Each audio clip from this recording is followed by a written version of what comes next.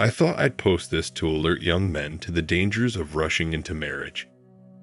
Let me first say I recognize my ex-wife likely had some unresolved mental issue back then that caused her psychotic behavior. I hope for her sake and for that of her children that she is now well. With that said, my experience with her was nothing short of a nightmare. This started back in July of 2009 when I met her at the annual auto show in our area. She was hired as a model by one of the car companies to look pretty, pass out literature, and pull people into their area to talk about vehicles. She was so hot. I was immediately under her spell. After mulling around the area, I went back and asked her out on the spot, and to my surprise, she said okay. On our first date, we just went for a drink, and we talked for nearly 3 hours. On our next date, we went out to dinner, then I took her for a walk in a local park where we shared an ice cream sundae.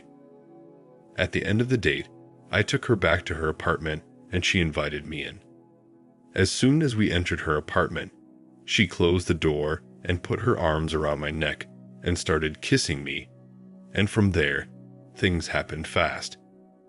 I'll spare the details, but you know what I'm talking about. From that point on, we spent every night together at either her place or mine, and 11 weeks later, she ended up pregnant. I was nervous, but so in love. Looking back on it now, it was probably lust or a combination of lust and love, but whatever it was, I was under her spell. I immediately proposed to her, and she said yes. Now keep in mind, at this point, neither of us had met each other's families or even friends for that matter. Our first introductions with each set of parents went something like this. Hi Mom and Dad, I want to introduce you to my lover. We've been dating for the past 2 months. We then told our parents to take a deep breath and relax, and then we told them we are pregnant and are getting married. Of course, our parents were shocked and very upset by this, and neither set of parents wanted us to go forward with marriage. Oh, by the way, at the time I was 21, and she had just turned 20. I had been working in retail for nearly 4 years and built myself up to an assistant manager, and my girlfriend didn't have a steady job, but was doing contract modeling work and also did food sampling in grocery stores. For weeks, our parents tried to convince us to let things rest before we rushed into marriage, but we didn't. I moved her into my apartment, paid the cancellation fee on her place, and took over the payments on her car. A month later, we got our marriage license, and a week after that, we were married by the mayor. Our parents threw us a really nice reception dinner and even hired a DJ. We had about 50 family members and close friends in attendance. It was the best time. 5 months later, my first son was born, and I was so proud. I couldn't believe I could ever love someone as much as I loved that kid and his mom.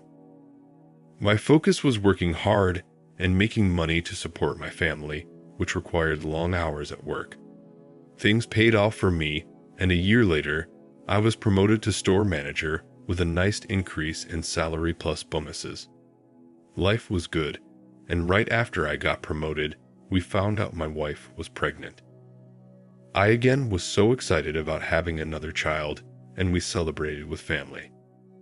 By this time, both of our families were totally blended, and we were all like one big happy family. It was great. I was living my dream and couldn't be happier. Our second child was born, and it was another boy. Things were going so well, and my happiness level was off the charts at this point. Then everything came crashing down on September 16th, 2012. It was a beautiful late summer day, and I thought I would take the afternoon off and surprise my wife.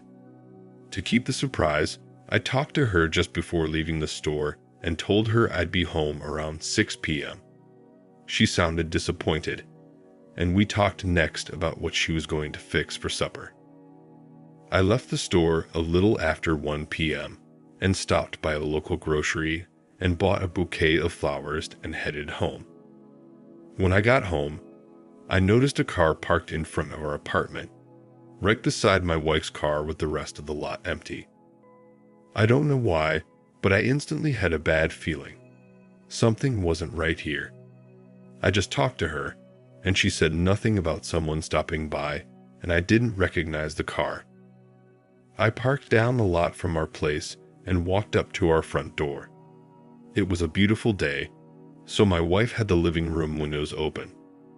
And as I got closer, I heard voices coming from the window. I clearly heard my wife giggling and talking to a man. I next moved to unlock the door, but didn't. Something told me to go back near that window and listen, and when I did, I heard my wife and this guy making some romantic sounds. They weren't engaged in the act yet, but were getting close. I was out of my mind with rage and about to barge into the house to beat the living daylights out of this punk, but again, something stopped me before I put the key in the door. Standing there, I decided to call 911 instead. I walked away from the windows not to be heard. I told the operator who I was, gave my address, and explained why I was calling.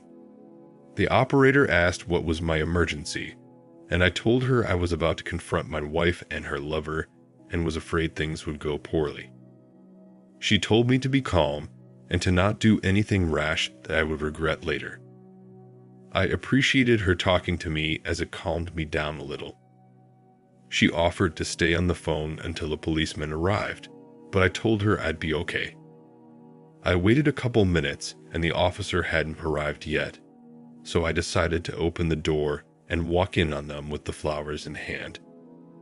As I opened the door, my wife and her lover jumped off the couch, fully naked. My wife dashed back to our bedroom and slammed the door as this scrawny naked guy stood in front of me. I was standing between him and his clothes, and I just started yelling at him at the top of my lungs. He was silent and had a petrified look on his face.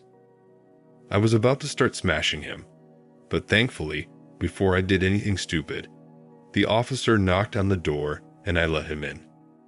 As I stepped away, the guy ran over and nervously started putting on his clothes. I talked to the officer and thanked him for coming, and told the officer this man was intruding in my home, and I wanted him to be taken away and arrested. The officer told me to calm down and let him ask the guy a few questions. The first question he asked him was what he was doing in my apartment. The guy replied he was there visiting my wife. The officer next asked if he was invited in, and the guy said yes. The officer then asked me if my wife was present, and I told him she was in the bedroom. I went and knocked on the door and called out to my wife to come out, but she didn't answer. I knocked again, and she said she wasn't coming out, and that she was sorry. She was hard-sobbed crying at this point. With this, the officer called out to my wife and said, "Mrs., I need you to come out of the bedroom for a minute as I just have a couple questions for you." As he said this, I heard the baby crying in our kid's bedroom, and walked in and picked him up and started to console him. My wife then came out of the bedroom fully dressed, looking down and crying. The officer asked her name, and she gave it. He then asked her if she invited the guy into our apartment. She was quiet and didn't say anything. He then asked her again, saying he needed to know before he could release the guy. My wife replied no. The officer repeated, "Ma'am, you're saying you did not invite this gentleman into your home, and he is trespassing." With this, she started crying and again didn't answer. The police officer spoke firmly and again asked her to respond yes or no. This time, she admitted that he was a friend and that she had invited him in. The officer then asked my wife and I if this was the apartment we shared together, and we confirmed that it was. He then explained that since the guy was an invited guest, no crime was committed. He then asked the guy to leave, which he quickly did without saying anything but "Thank you, sir." It was a surreal scene with me holding the baby, my wife crying, her lover slipping out the door, and the officer filling out his report. I'll never forget how I felt. The officer suggested to me that it would be best for one of us to leave the residence. I told him I would be leaving, but asked if he could stay until I could pack some things, and he agreed. Hearing this, my wife became hysterical. She latched onto me and started begging me not to go. I was still holding the baby, and the officer told her to back away, which she eventually did. She then sat curled up in a ball, crying on the same couch where she was just laying with another man. While packing, I called our mothers, told them what happened, and asked them to come over as soon as possible. They both arrived within a few minutes. Seeing them, my wife started repeating, "I'm sorry, I'm so sorry," over and over. My mom had my toddler son with her, and he asked why mommy was crying, which broke my heart. I told my wife and her mother that I was taking both kids with me as my wife was unfit, and we would be staying with my parents.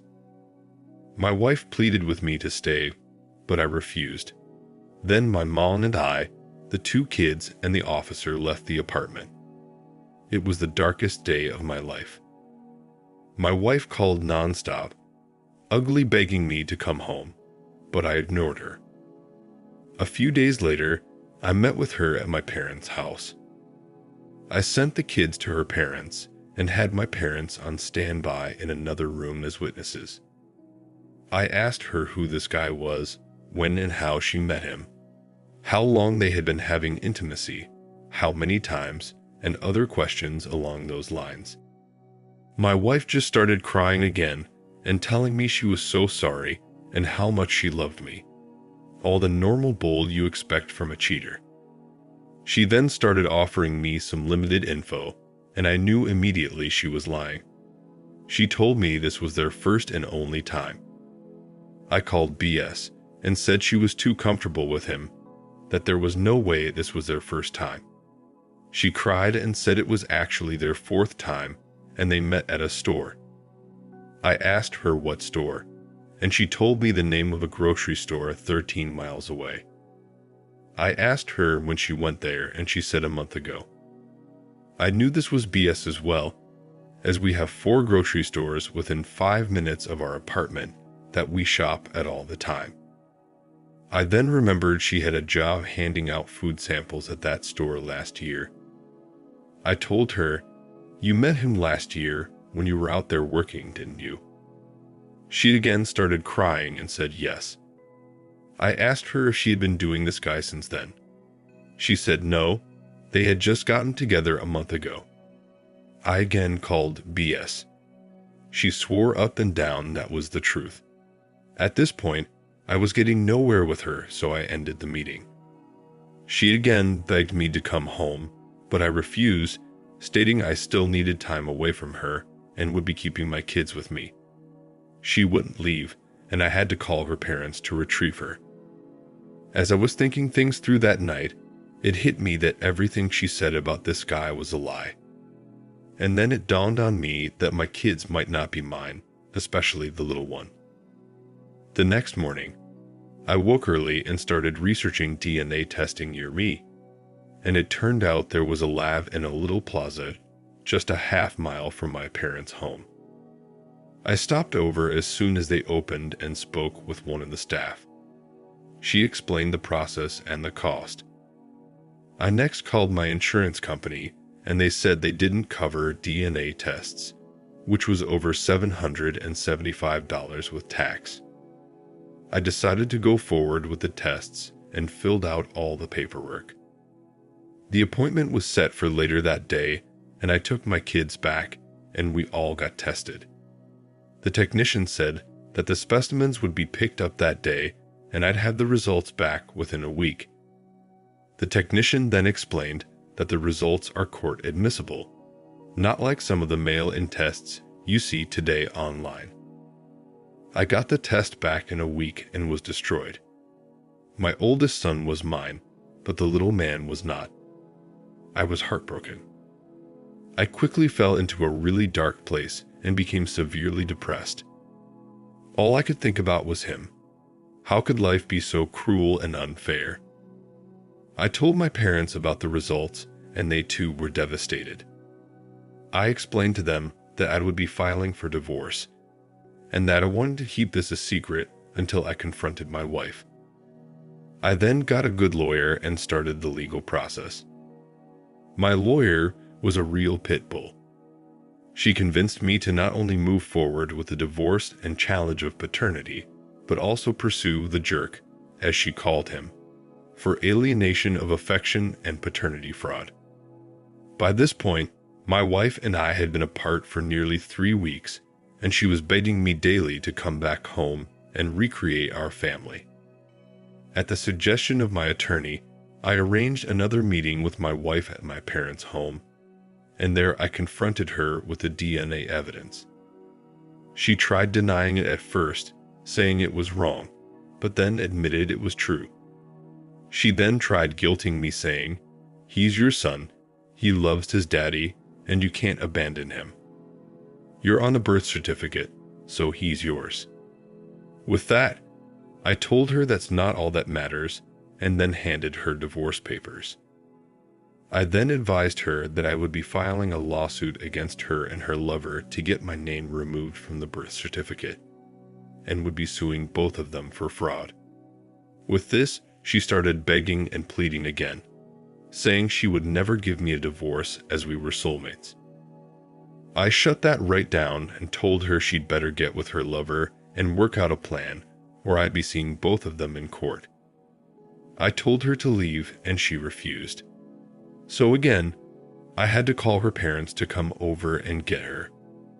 With that, I called my attorney to let her know about the meeting, and she said I handled things well, and now we just wait until the hearing.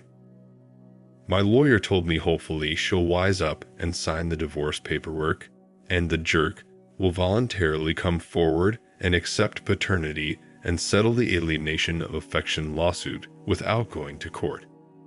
He was served papers 2 days later. What I did next was probably not so smart. My wife had been posting on Facebook about our situation without being totally truthful. She was telling people I was angry with her and had taken the kids and made her move out to her parents. I was getting messages from everyone asking me what was going on.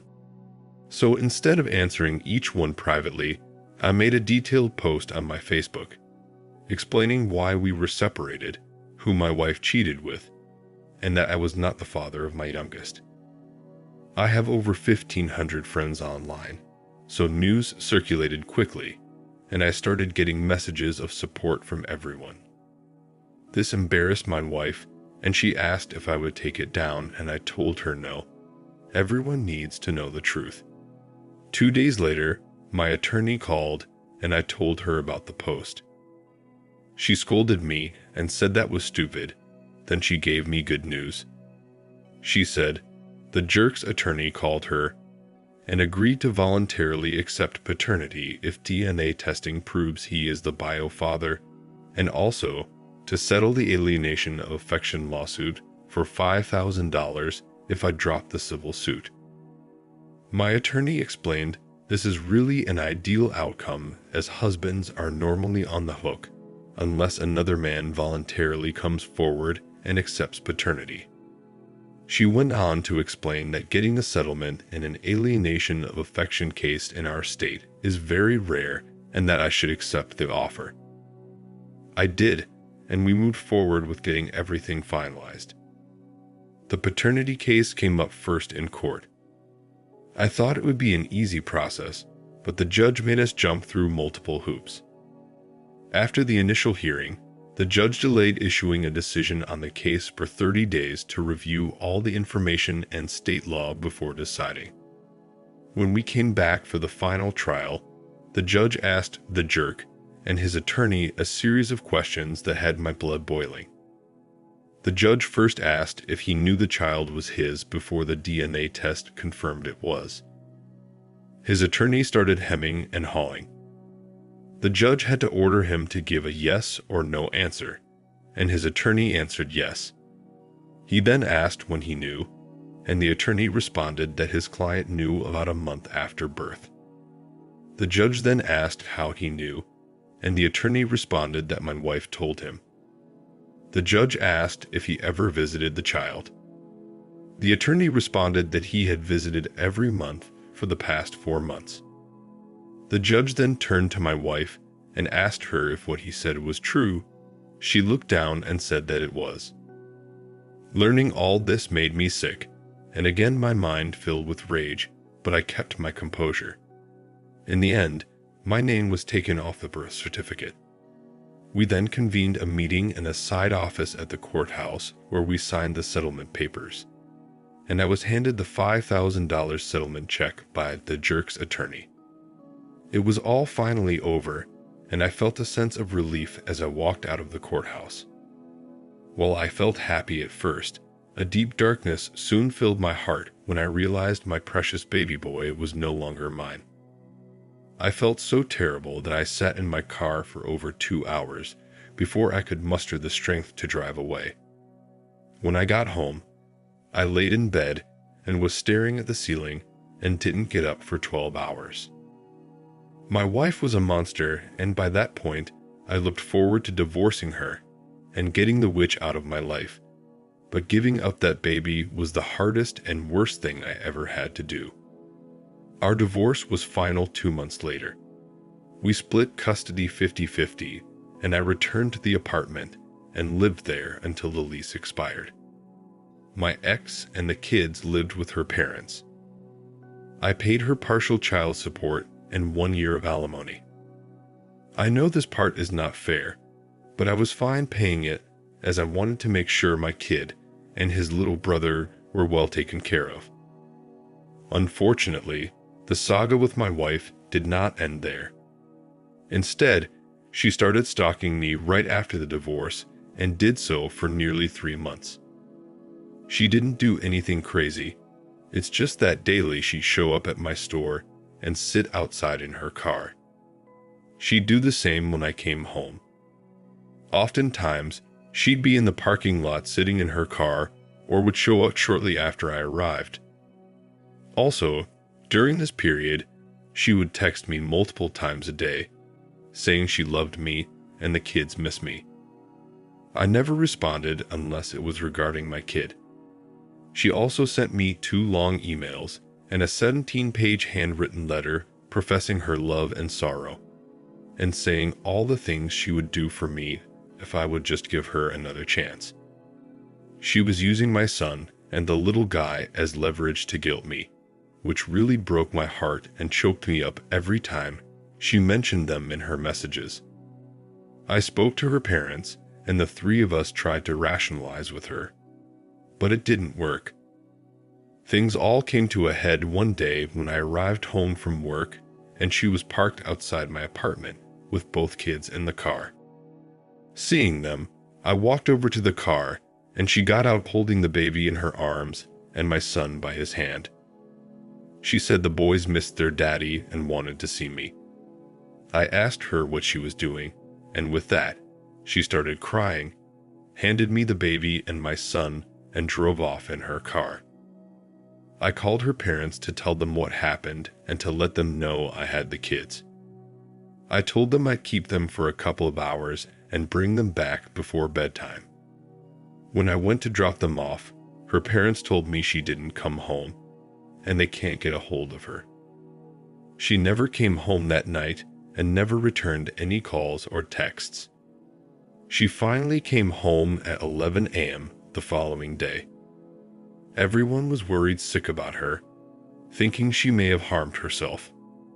That evening, her parents and I had an intervention meeting with her and demanded that she go to therapy. She did, and it seemed to help her as the stalking stopped and she settled down and focused on being a mother.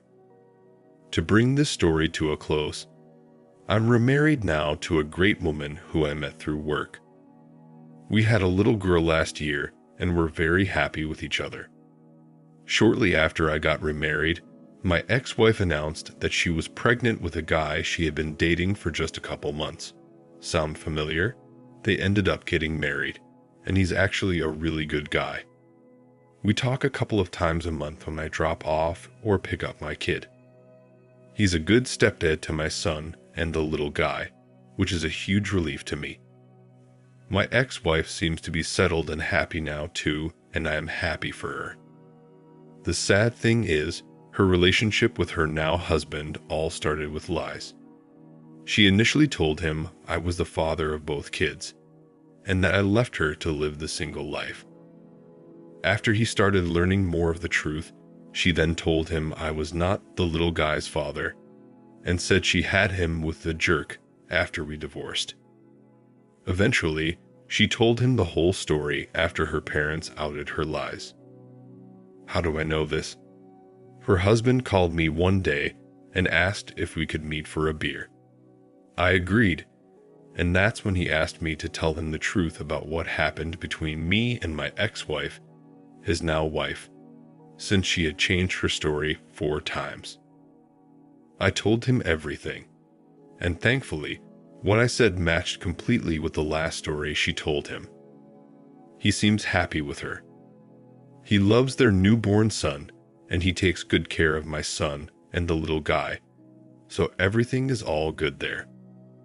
Oh, and in case you're wondering, the jerk has had nothing to do with the little guy beyond paying support. He's a total POS dirtbag. In the end, everything worked out well for me, but I could have saved myself a lot of grief, time, and money if I had just been more cautious. To the young guys out there, learn from my story and don't repeat my mistakes.